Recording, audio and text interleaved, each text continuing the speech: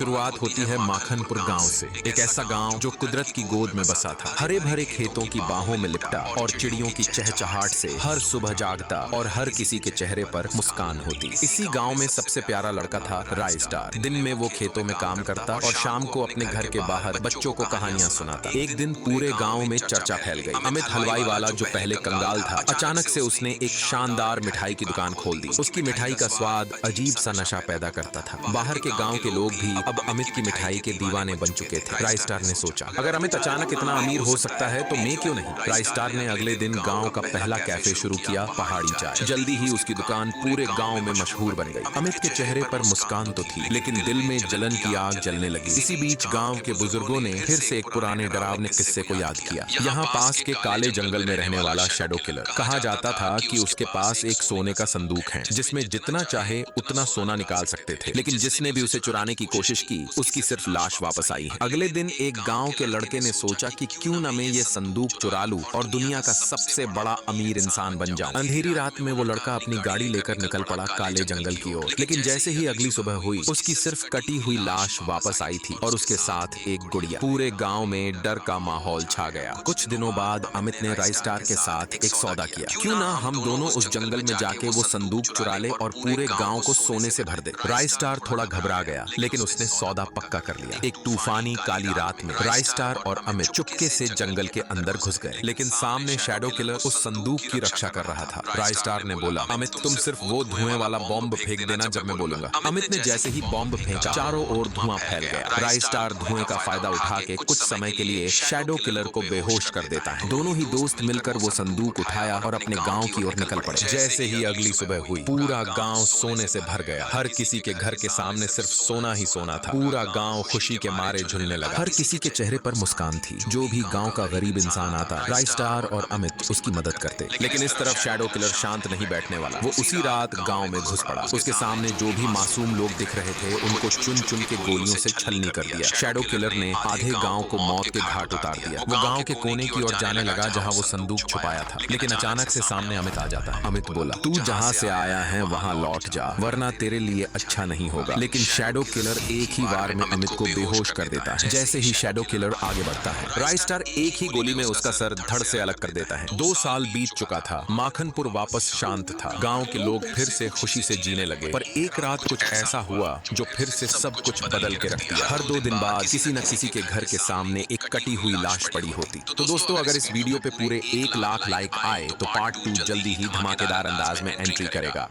कहानी की शुरुआत होती है